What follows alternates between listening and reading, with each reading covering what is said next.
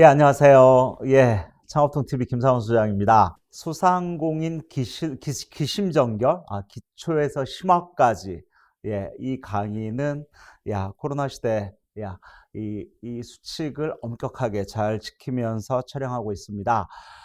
지난 시간에 혼족 특화 사업 아이템 첫 번째 시간을 저와 함께 공부했고요. 이번 시간에는 그 두 번째 시간입니다. 과연 이 혼족, 나홀로족을 위한 성과 창출 어떻게 할 것인가, 이 구체적인 방법론에 대해서 좀 얘기하려고 하는데요. 사실은 아까 지금 저번 시간에 질문 주셨던 분 중에서 혼족 아이템이 아직 시장에서 잘 보이는 것 같지가 않아요. 아까 이런 표현 하셨던 것 같아요. 아직은 많지 않은 것 같습니다. 맞습니다. 충분히 그렇습니다. 하지만 아까 제가 제 강의에서 말씀드렸던 혼족 가게라고 간판을 다는 아이템이 없을 뿐입니다. 대부분의 가게에서는 1인 소비자, 나홀로 고객, 혼족들을 핵심 고객으로 받아들이는 우리나라의 570만 소상공인들이 대부분이다 라는 개념으로 이해하시면 되고요.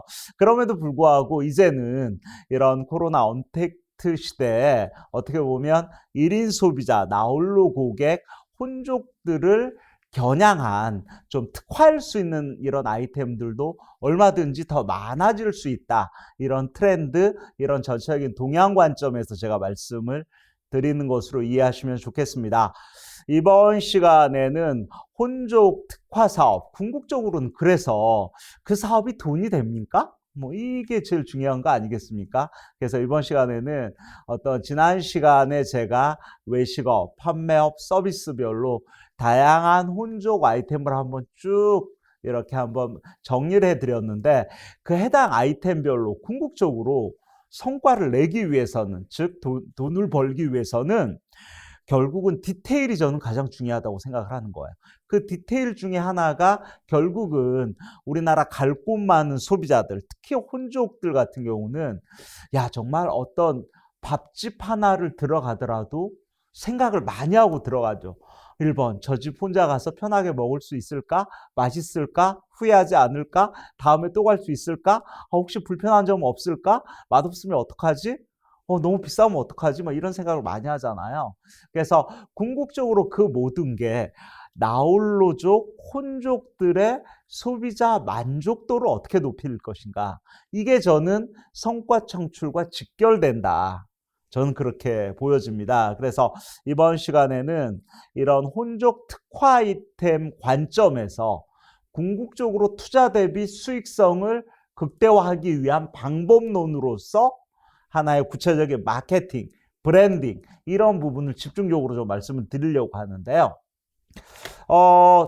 구체적인 목차로 보면 혼족을 공략하는 저는 시설 경쟁력, 특히 시설 그러면 인테리어, 익스테리어, 시설이 곧 어떻게 보면 보여지는 가치의 첫 번째이기 때문이죠.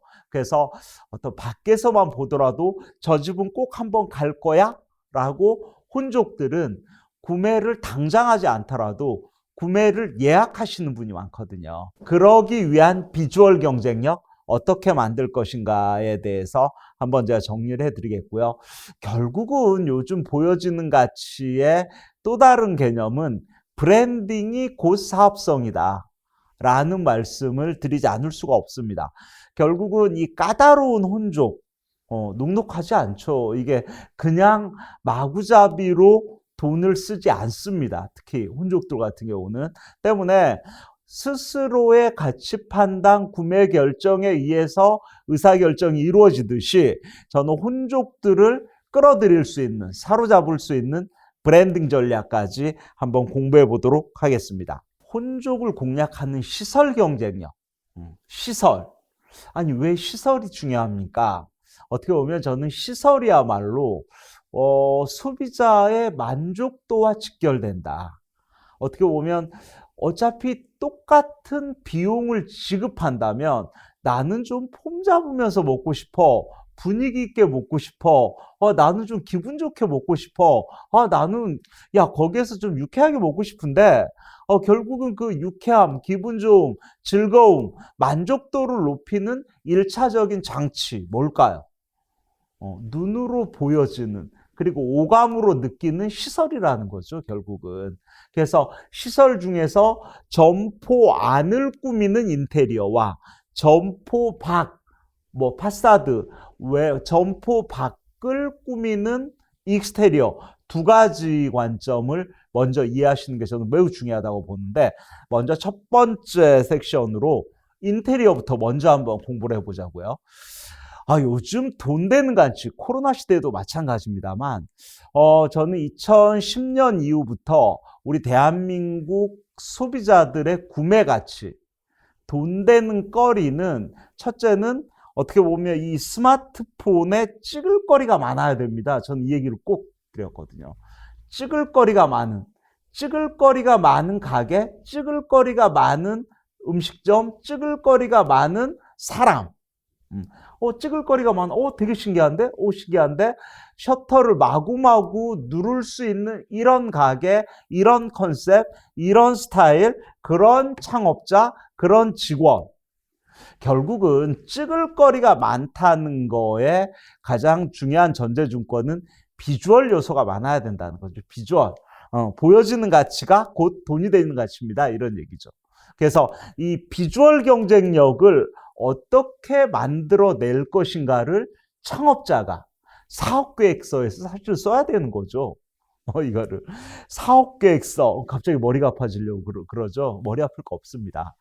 사실은 비주얼 가치라는 것은 기존의 신규 창업자도 중요합니다만 기존 창업자들도 내 가게 비주얼 경쟁력을 높이기 위해서 요즘은 디스플레이, DP라고 그러죠. 디스플레이를 봄, 여름, 가을, 겨울 시즌별로 DP를 이렇게 계속 바꿔가면서 영업을 하는 경영자들 많이 계시거든요. 결국은 소비자들이 봄맞이, 여름맞이, 가을맞이, 겨울맞이별로 가게 컬러, 스타일, 보여지는 가치를 달리함으로 인해서 소비자들 입장에서는 새로운 코드로 다가간다는 거죠. 혼족들은 두말할 필요가 없다는 거죠.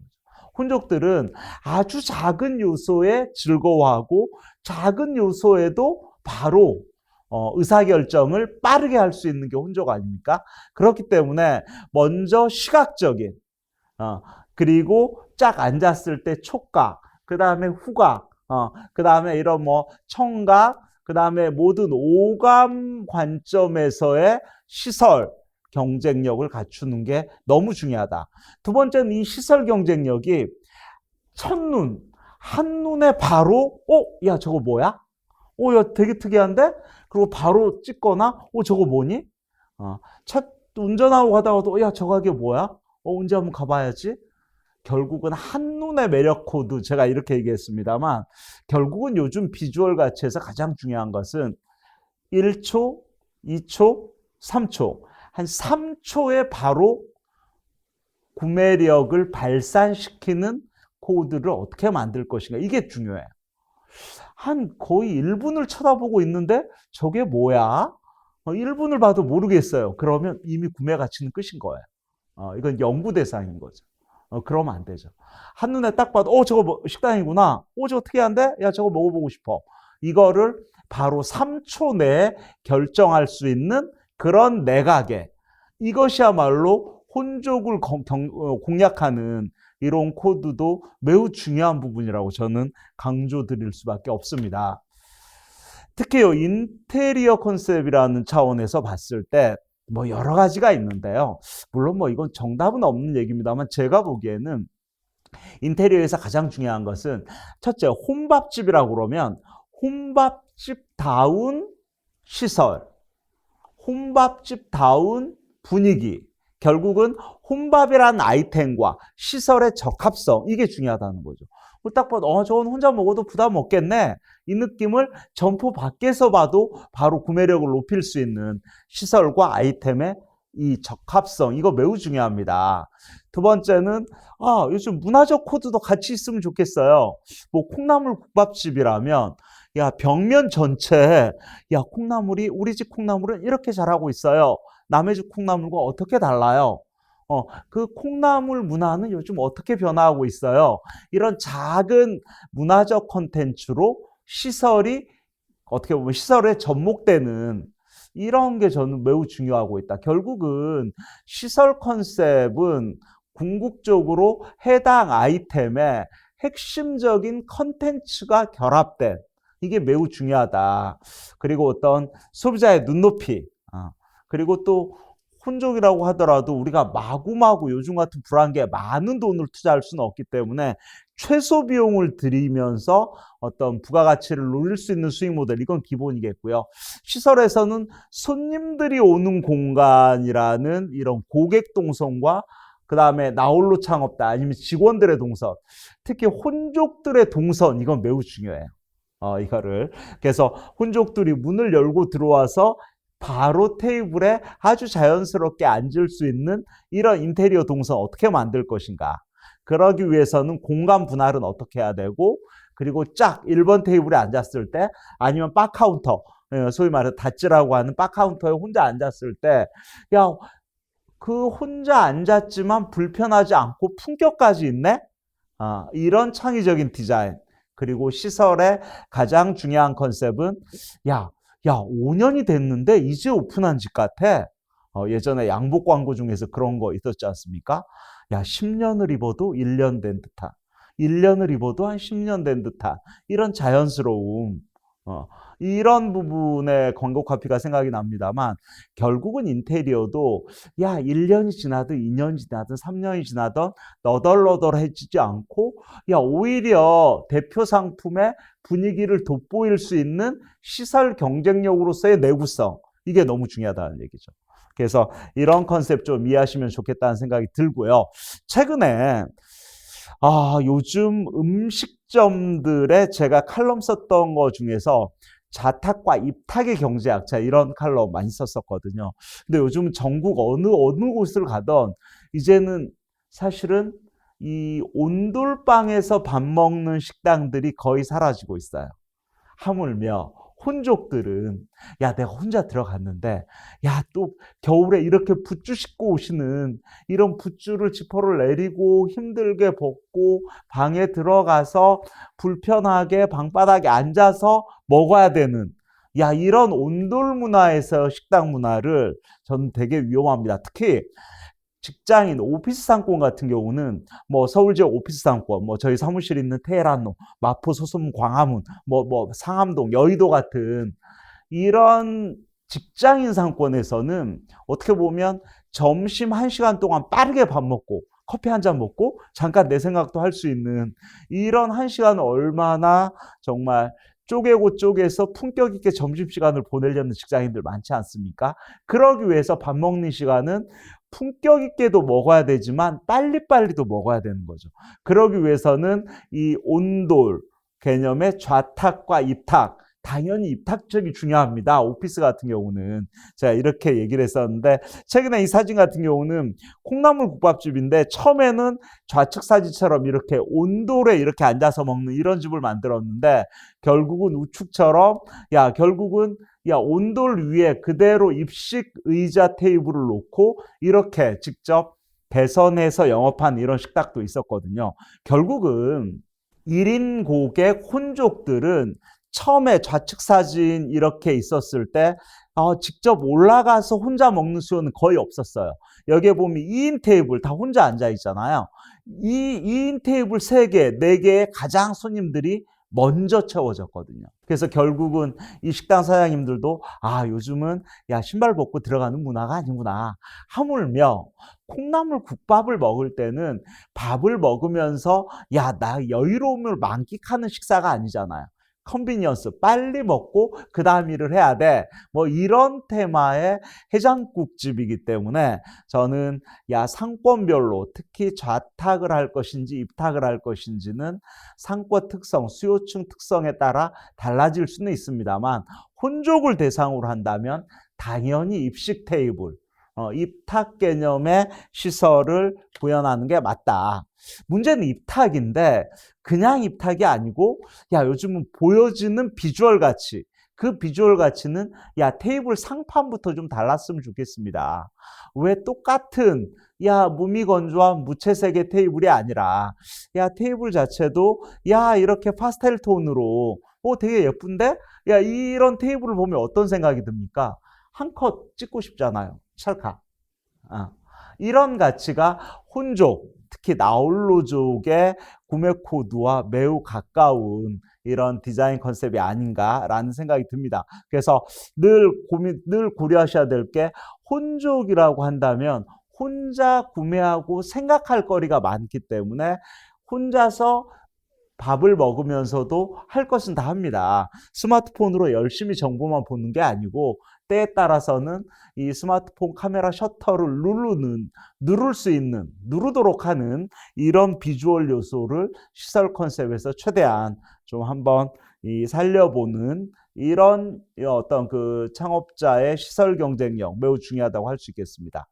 또 하나, 여기에 보면 극명하게 지금 좌측에 있는 요즘 우리나라에도 지금 이런 식당들이 생기고 있습니다만 야 일본의 덮밥집에 있는 나홀로 식당집 사진이거든요. 요즘 뭐 코로나 때문에 일본 시장 조사 간 지도 워낙 오래됐습니다만 야 여기 보면 야 그 당시에 일본에서는 여기 보면 1, 2, 3, 4, 5 이렇게 쫙 해서 야 도서관처럼 이렇게 쫙 켜져 있잖아요. 우리나라는 이 정도까지는 이런 식당은 아직은 많지 않습니다만 나홀로족 같은 경우는 도서관처럼 칸막이가 완벽하게 돼 있고 저 숫자 너머가 주방 공간이거든요.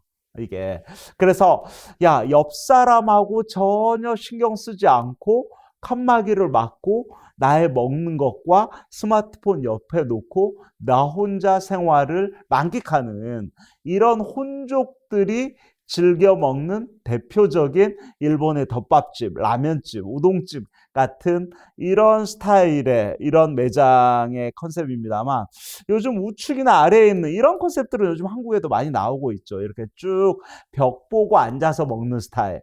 근데 여기다가 아예 칸막이까지 막을 것인가 말 것인가. 요즘은 코로나 사회적 거리두기 때문에 투명 아크릴판을 막는 데는 꽤 보셨을 거예요. 근데 아예 그냥 이렇게 칸막이를 막을 수 있는 이런 것도 시장에서는 오히려 우리나라 기준으로 본다면 새로운 코드. 되게 재밌어 해서 이렇게 직접 카메라 셔터를 누를 수 있는 그런 요소가 아닌가 하는 생각이 듭니다. 궁극적으로는 이제는 앞으로 이런 그 대형 식당, 예를 들어 30평 이상 식당이라고 한다면 반드시 저런 1인 테이블, 혼자 먹을 수 있는 공간을 전체가 아니라 적어도 뭐 한 대여섯 개 정도는 한 줄 정도 벽면 한쪽만큼은 1인 고객 혼족들을 위한 공간으로 배려해 줄 수 있는 시설 컨셉이 매우 중요합니다. 이런 얘기죠. 그리고 둘이 온다면 2인석 아니면 4인 이상 왔을 때도 단체가 먹을 수 있는 이런 공간. 그래서 요즘은 테이블 배치도 2인 테이블을 붙이면 4인 테이블이 되는 뭐 이런 테이블을 직접 구현하는 이런 음식점들 많이 보셨을 겁니다. 사실은. 야, 저는 시설에서 또 빼놓을 수 없는 게 야, 결국 바닥 마감, 벽면 마감, 천정 마감이거든요. 근데 저는 특히 이 외식업이라는 관점에서 보면 외식업, 판매업, 서비스업, 공이 소비자가 오프라인으로 들어오는 특히 혼족들이 들어오는 공간도 바닥 마감은 되게 중요해요. 요즘은 혼술집 어려워한다고 얘기했잖아요. 야, 친구 대행 서비스를 통해서 혼술집으로 오던 정말 용감하게 혼술집을 와서 삼겹살에 소주를 먹는 혼족들도 앞으로 얼마든지 생겨날 수 있습니다. 그런데 바닥이 화이트예요. 그것도 유광이에요. 유광 화이트 타일. 야, 저는 이 음식점을 보고 야, 정말 저는 깜짝 놀랐거든요. 이 음식점이 어떻게 보면 삼겹살집 같은 고기 포차인데 장렬하게 실패한 사례 중에 하나예요. 제가 볼 때는. 저는 근데 실패한 케이스의 사진을 그때 제가 딱 보면서 이렇게 하면 안 됩니다라고 얘기했는데 먼저 바닥이 백색이다. 이 얘기는 뭐예요? 백색 바닥에 한번 앉아보세요. 어떤 느낌이 드는지. 붕 뜨는 느낌이 들죠. 때문에 바닥이 백색 컨셉으로 하려면 패션샵, 아니면 뭐 롯데리아 같은 패스트푸드 이런 것은 백색으로 하면서 빠른 음악을 틀면 야 빨리빨리 움직이고 빨리 결정하고 빨리 사가지고 가세요 라는 개념에서는 이런 스타일이 맞는데, 음식점, 그것도 술을 먹는 집이 화이트면 이게 불안하죠. 앉으면. 이게. 근데 야 혼술을 하는 집도 최소 2시간 앉아 있어야 되는데 그 불안한 화이트 바닥 위에 2시간 앉아 있다고 생각을 해보세요. 이게 편하겠습니까? 그런데 이건 되게 위험한 음식점이라고, 저는 이 음식점을 그때 제가 사진을 촬영했는데, 야 근데 요 지금 유광 타일은 이제 겨울이 되면 영하로 우리나라도 막 내려가잖아요. 야 겨울이 되면 혼술을 먹고 잠시 화장실 다녀오겠습니다. 혼족 고객이. 혼술을 먹고 잠시 화장실 나간다고 나가는 길에 이 유광 바닥에 물이 떨어져 있어서 그게 추우니까 문 사이로 이게 냉기가 들어와서 얼어버린 거예요. 그래서 그 얼어버린 얼음을 밟고 혼족 고객이 그냥 바닥에 미끄러져서 옆 모서리를 장렬하게 부딪히면서 돌아가셨어요. 누구 책임입니까?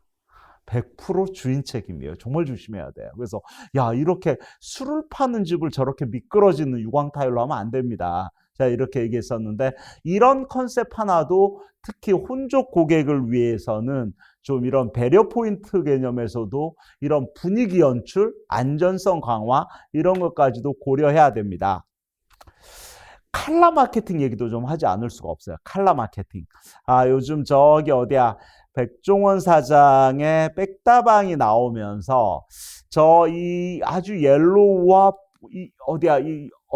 아주 짙은 블루, 이 두 개의 보색 관계, 이런 매장 컨셉이 초기에 상당히 좀 이슈가 됐었는데 저거 따라하는 매장들 상당히 많았습니다만, 그리고 매장 전면에 어떻게 보면 그 옐로우 위에 어떤 오징어배 집어등처럼 쫙 1열로 2열로 등을 외부에 설치함으로 인해서 어떤 고객들의 유입력을 높이려는 이런 컨셉, 저는 매우 의미 있어 보였습니다. 그래서 나름대로 이 브랜드 같은 경우도 지금은 많이 좀 이렇게 기운이 빠져 있습니다만 초기에 나왔을 때는 저는 충분히 의미 있다고 봤었고요.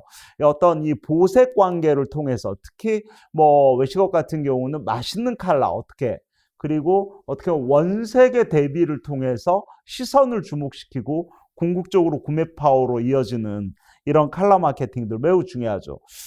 요즘 시중에서 보면 이런 완전 레드 벽면, 테이블, 창문틀, 의자, 테이블까지 붉은색이에요.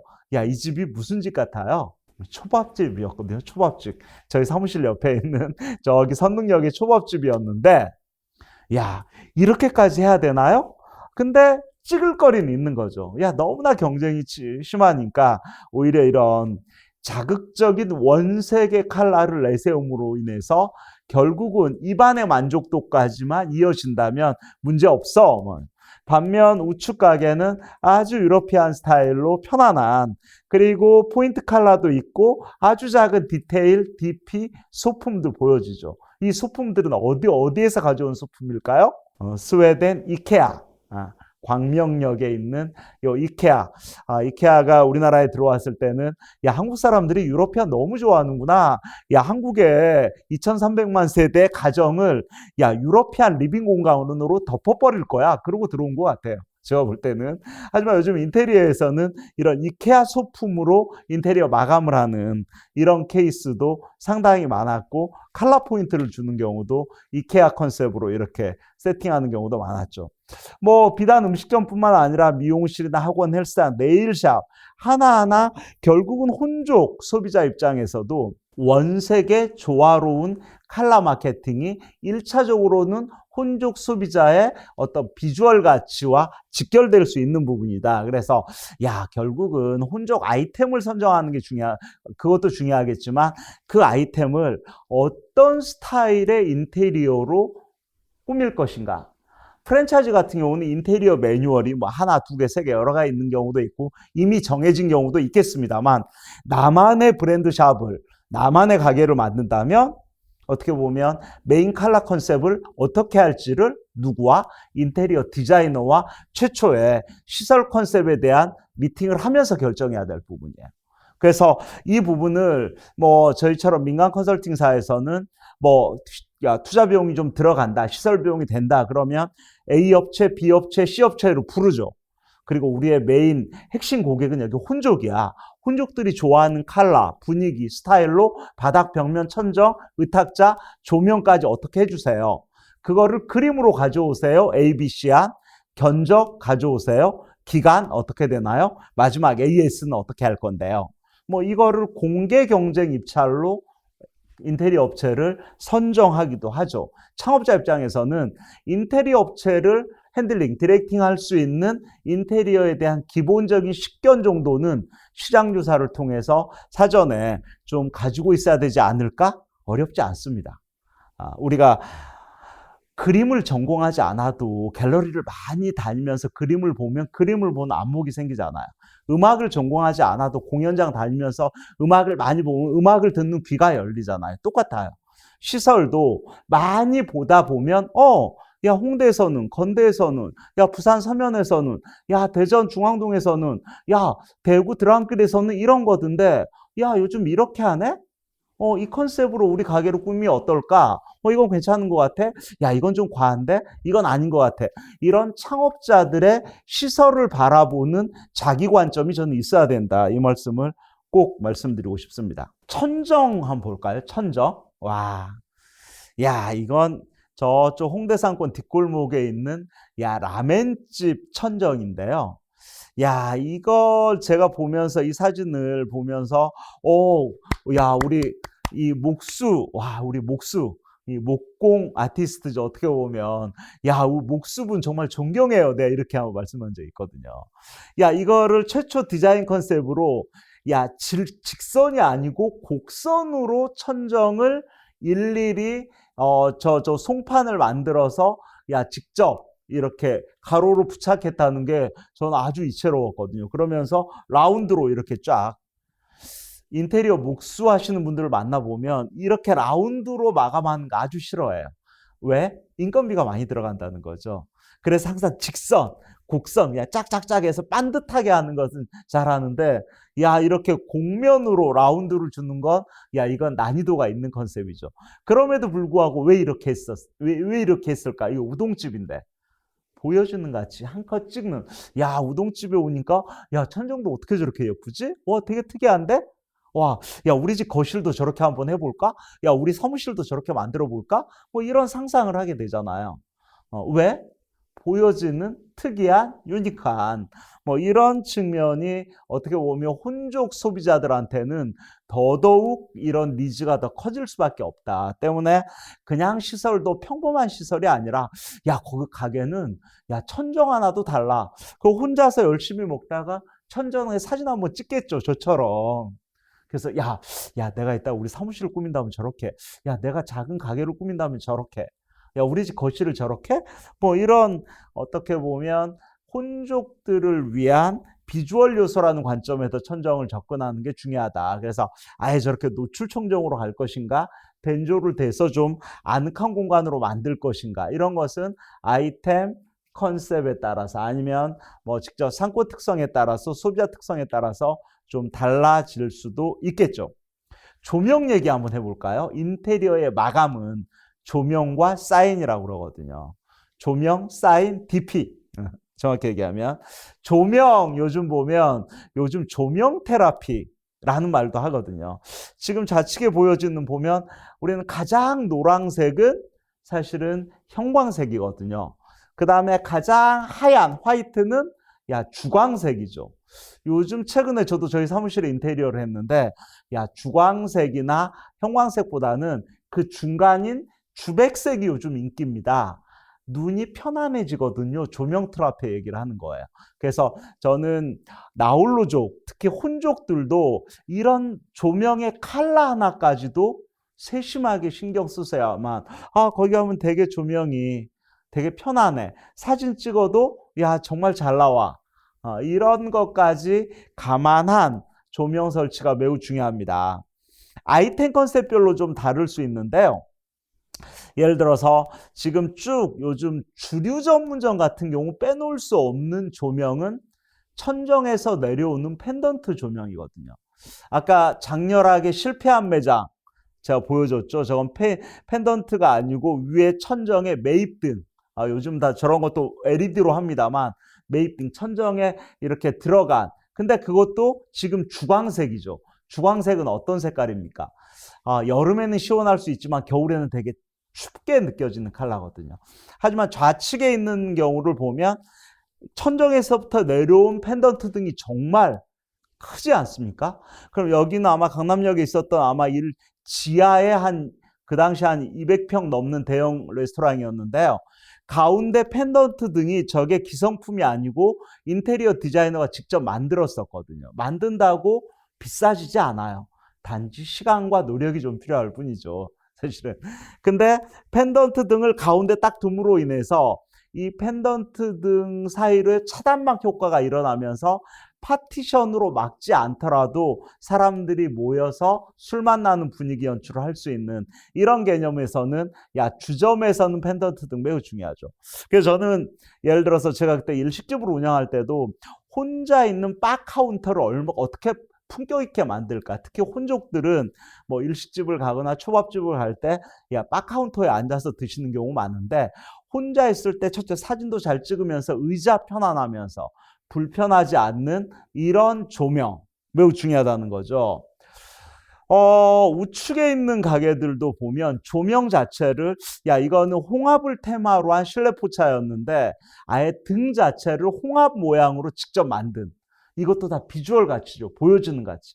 제가 그때 컨설팅에서 만들었던 파스타집 같은 경우도 화가를 불러서 벽면을 직접 그림 그리게 했고 그 다음에 천정에 내려오는 저 꽃잎으로 만든 등도 직접 아크릴로 해서 직접 수제로 만든 등이었거든요. 비싸지 않습니다. 그래서 초기에 인테리어 하시는 분에게 등은 우리 집만 보여줄 수 있는 디자인으로 만들고 싶어요. 왜냐하면 이 조명이라는 게 밖에서 봤을 때 사진을 찍으면 펜던트 조명이 어떻게 보면 보여지는 가치에서 매우 중요한 요소를 차지하기 때문이죠. 이런 인테리어와 함께 어떻게 보면 인테리어보다 저는 더 중요한 게 혼족 수요를 내 가게로 끌어들일 수 있는 어떻게 보면 시설 경쟁력 중에서 인테리어가 아닌 익스테리어라고 보여지는데요. 예를 들어서 저는 인테리어보다 익스테리어가 중요해요 라는 개념에서 보면 좌측에 있는 저 연두색 가게는 3코인즈라는 90년대 일본에 가면 백엔샵이 정말 많았죠. 백엔샵. 그 당시에 우리나라에는 천냥하우스였는데 백엔샵의 대표 브랜드 그 당시에 다이소였죠. 다이소가 요즘 어디에 와 있습니까? 우리나라의 제일 비싼 상권 가장 노른자 위에 다이소가 지금 터잡고 있잖아요.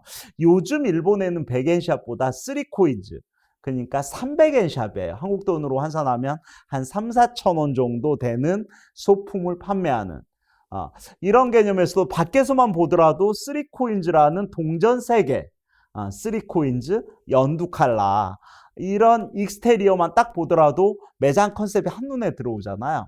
아까 백종원 사장 브랜드 따라하는 플레이그라운드 같은 이런 컨셉도 보입니다만 밖에서 봤을 때 그 매장으로 빨려 들어가고 싶은 이런 익스테리어 하물며 혼족들이라면 혼자 가다가 저 가게는 한번 들어가 볼까? 아무 생각 없이 빨려 들어갈 수 있는 외장, 디자인, 컬러 마케팅 그 다음에 어떻게 보면 익스테리어 디자인이야말로 매출과 직결되는 시설 경쟁력 요소라고 말씀드릴 수가 있겠습니다. 이 가게 한번 볼까요? 이거는 홍대 주차장길에 있었던 가게인데요. 와, 정말 원색의 옐로우와 원색의 금적이죠. 두 색깔을 그라데이션으로 만나게 했죠. 이 가게 무슨 가게일까요? 옷가게였습니다. 지금 어디야 신세들이 들어가는 저곳에 딱 들어가면 마네킹이 2열 횡대로 줄 서서 앞으로 나란히를 하고 있었거든요. 이거를 그래서 와우, 이 노란색과 이 금적 레드를 겹치게 하면서 오히려 간판이 없는 게 소비자들은 그게 구매 가치로 이어질 수도 있는 이런 가치는 저는 정말 어떻게 보면 상당히 좀 홍대스러운 뉴스 가치를 만드는 가게가 아니었나라는 생각도 들고요. 도마 걷는다. 도마. 저 가게는 아예 그냥 한 품의 명화를 보는 듯한, 요즘 최근에 사인, 외장, 익스테리어의 첫 번째가 사인 디자인인데, 사인 자체가 어떻게 보면 좀 이렇게 직접 손으로 핸드메이드로 만드는 캘리그라피 사인들 상당히 유행이었었죠. 그래서 고깃집인데도 운치 있게 하면서 사진 한 컷 찍게 하고, 나홀로족들도 야 저런 가게 혼자 먹을 수 있나 한번 기웃거리면서 안으로 들어갈 수도 있고, 밥도 먹고 술도 먹는 이런 운치 있는 가게. 그래서 전반적으로 요즘 사실은 그 혼족을 겨냥한 익스테리어 컨셉도, 첫째는 한때 우리가 유행했던 유러피안 스타일, 유러피안의 가장 중요한 게 뭐예요?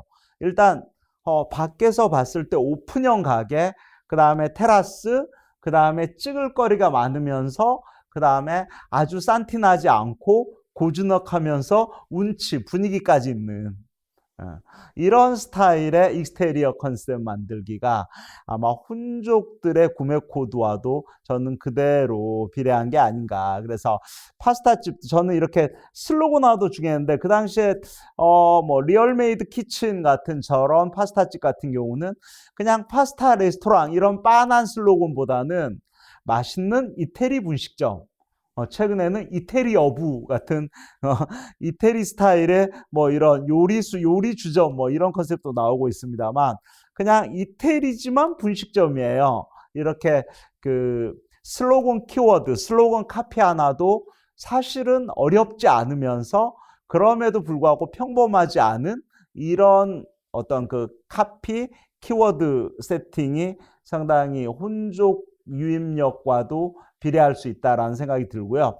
일본 시장 말할 필요도 없죠. 여기에 보면 우측에 보면 히가시 신주쿠, 동신주쿠 식당, 한국과 마찬가지로 여전히 일본도 캘리그라피 정말 유행이죠.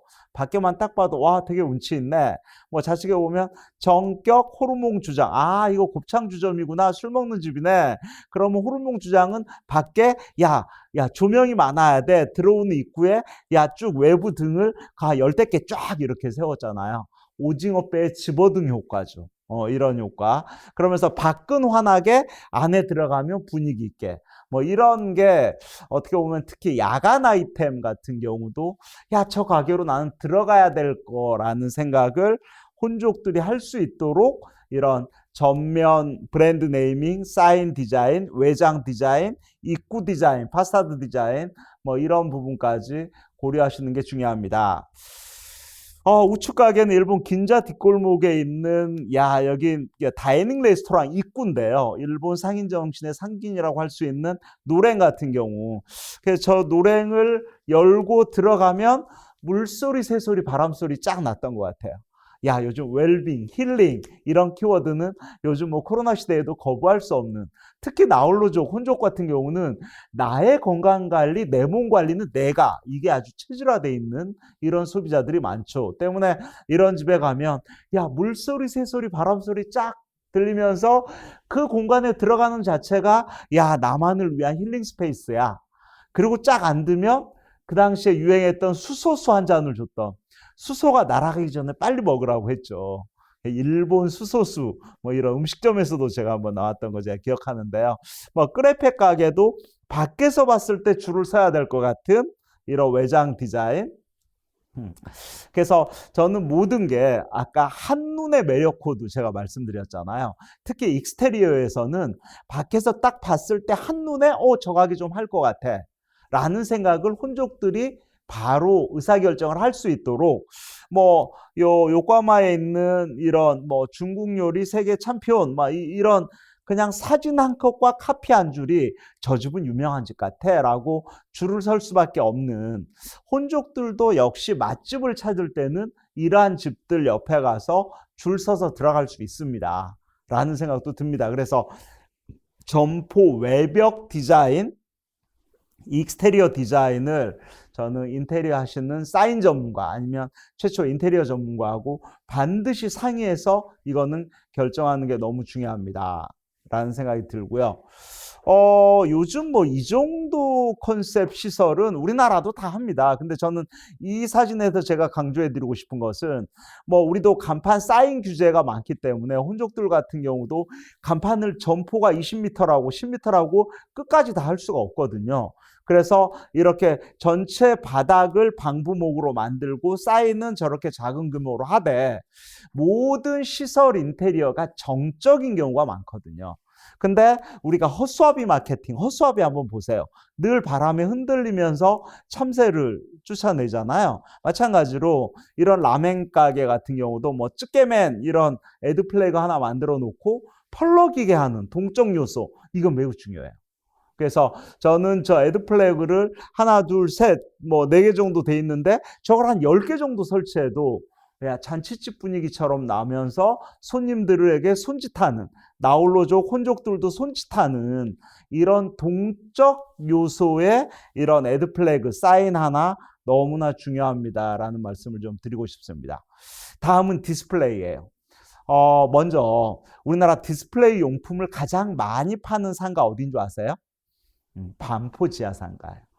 거기에 가면 대부분 인테리어 하시는 분들은 마지막에 DP를 하기 위해서 뭐 이런 큰 차량 하나 가지고 딱 차 내놓고 온갖 종류의 디스플레이 용품을 구매하는 이런 디자이너들도 있는데요. 뭐 여기에 보면 벽면 DP, 천정 DP, 뭐 여기에 따라서 가게 분위기가 전혀 달라지고 아까 말씀드린 대로 계절별로 DP가 달라질 수도 있습니다. 시즌별로 DP가 달라짐으로 인해서 비주얼 가치를 높여주는, 뭐 좌측에 있는 심양에 있는 사실은 이 천정 마감 DP인데 이게 같은 음식점이거든요. 실내 면적만 5,000평 되는. 근데 DP가 다름으로 인해서 전혀 다른 분위기를 연출할 수 있는, 이만큼 디스플레이는 매우 중요합니다. 또한 아까 애드 플래그 말씀드렸는데 결국은 애드 플래그도 아까 동적 펄럭인 애드 플래그 저는 중요하다고 보여지는데 요즘 제일 많이 쓰는 게 엑스배너잖아요. 엑스배너의 단점은 평면으로 내가 하고 싶은 얘기는 쓸 수 있는데 반면 움직이지 않죠. 그래서 결국은 카피와 디자인으로 승부할 수밖에 없는, 홍대에 있는 엑스배너의 카피가 재밌어서 그때 제가 사진 하나 찍었었는데, 수작이라는 음식점, 수작의 음식점 이자카야인데 이자카야 메뉴 설명, 상품 설명을 하는 게 아니고 수작의 여자 화장실은 특별하다. 어떻게 보면 야, 우리 주점은 화장실만큼은 럭셔리하거든요.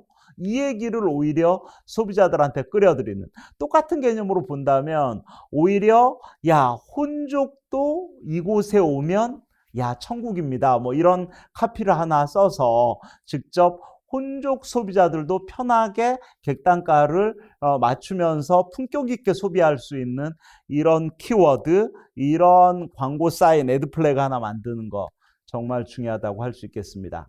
브랜딩 얘기도 한번 해볼게요. 브랜딩. 결국은 혼족이라고 하더라도 아까 제가 지난 시간에 프랜차이즈 공정위에 등록된 혼족 관련 프랜차이즈 브랜드 알려드렸는데 결국은 혼족을 테마로 하는 이런 음식점이 됐던 판매업이 됐던 서비스업이 됐던 상호를 만드는 거, 회사 이름을 만드는 거, 브랜드를 만드는 거 매우 중요하죠. 하지만 이 브랜드는 너무 어렵게 생각할 필요가 없어요. 우리 포탈에서 브랜드 네이밍 이렇게 검색하면 수백 개 업체가 뜨거든요. 다 돈 받고 네이밍을 해드리겠습니다 하는 건데, 그런데 의뢰할 필요 없습니다. 내가 직접 하면 돼요. 왜? 나의 사업은, 내 사업의 컨셉은 내가 제일 잘 알기 때문이죠. 그래서 먼저 야, 대표 상품이 어떤 거를 연상하면서 상호는 부르기 쉽고 기억하기 쉽고 좀 색다르면서 진부하지 않고 딱 상호만 들어도 대표 상품이 연상되는 이런 브랜드 네이밍 매우 중요하고요. 특히 요 키프리스.or.kr 한국특허정보원에 가서 반드시 추론 등록 여부를 확인하고 상호를 결정해야 된다. 등록된 상호 쓰면 야, 이건 내용 증명 받을 수 있습니다. 이런 말씀 좀 드리고 싶고요. 최근에 저는 상호를 짓는 것도 중요하지만 상호 디자인이 너무 중요해요. 이런 디자인을 공부하는 학과가 미대의 시각디자인과죠, 사실은. 그래서 저는 시각디자인과 3학년 이상 학생들에게 직접 야, 우리 상호가 뭐야? 그러면 이 상호 디자인을 어떤 컨셉으로 좀 해줘. 혼족들도 들어와야 돼. 그러면서 캐릭터와 상호 디자인을 하는 방법. 최근에는 이런 캘리그라피 사인도 상당히 유행이었어요. 자, 이거는 야, 대학로에서 우동집을 하셨던 분이 돈가스집을 한다고 그래서 누구랑 할 건데? 그랬더니 삼촌이랑 한다고 그러더라고요. 그럼 삼촌하고 만났더니 삼촌이 총각이더라고요. 50세인데. 그래서 삼촌 총각이라는 제가 직접 캘리그라피를 제가 직접 만들었고요. 제가 스토리도 하나 만들어줬어요. 삼촌 총각이에요. 삼촌 5학년이거든요. 요리와 결혼했어요. 30년 동안 요리 쪽에 근무했는데요. 근데 삼촌은 되게 무뚝뚝해요. 한성질합니다. 하지만 마음은 비단결이에요. 이런 스토리도 만들어서 비주얼 가치로 인테리어에 접목하고, 그 다음에 직접 유니폼에 접목하고 전면 사인에 접목하는 이런 게 브랜딩이죠. 최소한 프랜차이즈 브랜드가 아니더라도 혼족을 위한 이 정도 비주얼, 스토리, 컨텐츠 만들기는 필요하다. 요즘 브랜드에서 각종 캘리그라피 사인들 되게 유행인데요. 저는 프랜차이즈 브랜드 같은 경우도 이런 브랜드 네이밍과 스토리텔링은 이게 꼭 팩트가 아니더라도 소비자들에게 나홀로족들은 쭉 앉아서 메뉴판에 이런 스토리가 있으면 쭉 읽어보시는 분들 많거든요. 그래서 이런 스토리 만들고 중요하다. 메일유업 김정환 회장네가 운영하는 부첼라 같은 브랜딩도, 부첼라는 라틴어로 남에게 베풀기 위한 소박한 빵을 얘기해요. 이런 부첼라에 대한 스토리, 슬로건, 익스테리어 컨셉, 칼라 마케팅, 그리고 부첼라 컨셉은 어떻게 운영합니다. 이런 하나의 브랜드 네이밍과 상호 디자인과 인테리어, 익스테리어 컨셉까지 접목할 수 있는, 그 당시 홍대 강남역에 오픈했던 토끼의 지혜. 토끼가 얄팍한 아이가 아니고 지혜로운 친구예요 라는 개념에서 북카페를 이렇게 만들었던 기억도 나고요. 엄마와 아들이 운영했던 이런 국산차를 이용한 5가지 맛의 오가다, 이런 부분에 대한 브랜딩과 네이밍, 디자인, 이런 케이스 알 수 있고요. 우리나라에서 개수로는 3,200개까지 오픈했다가 최근에는 2,800개로 줄어들었죠. 메가커피 때문에.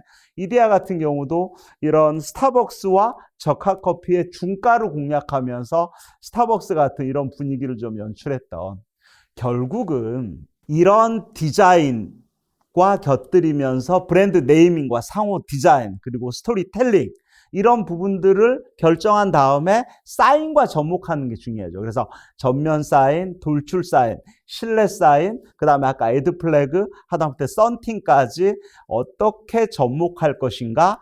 궁극적으로는 사인 시공업체까지 잘 만나야만 성과 창출을 할 수 있다는 거죠. 정리를 한번 해볼까요? 혼족을 공략하는 시설 경쟁력. 창업자가 디자이너가 돼야 됩니까? 그럴 필요 없습니다.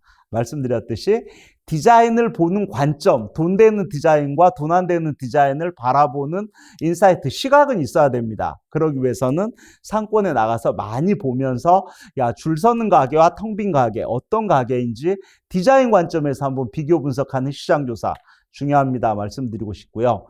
브랜드 네이밍 전문가한테 의뢰해야 됩니까? 창업자가 직접 하면 가장 금상첨화겠죠. 하지만 제가 볼 때는 이 브랜드 네이밍에서 전문가에게 의뢰하는 것도 중요합니다만, 저는 최소한 특허정보연구원의 출원 등록, 이거를 내가 직접 셀프로도 할 수 있습니다만 변리사한테 맡겨서 하는 경우도 많죠. 왜? 제대로 등록하기 위해서. 그래서 이런 어떤 상호 브랜드 디자인에 대한 지적재산권이 매우 중요한 시점이기 때문에 혼족을 위한 브랜딩에서도 이러한 세심한 이런 부분까지 신경 쓰시면서 사업을 진행하는 게 매우 중요하다고 할 수 있겠습니다. 어떻습니까? 오늘 사실은 혼족을 위한 특화 아이템, 두 번째 시간으로 어떻게 보면 인테리어, 익스테리어, 브랜딩, 마케팅까지 한번 쭉 정리를 해드렸는데요. 제가 말씀드린 내용과 관련해서 궁금하신 사항은 여기 유튜브 채널에 직접 질문 올려주셔도 되고요. 그 다음에 제 창업동TV에 오셔서 질문 주시면 친절하게 AS 해드리도록 하겠습니다. 오늘 수업 여기까지입니다. 감사합니다.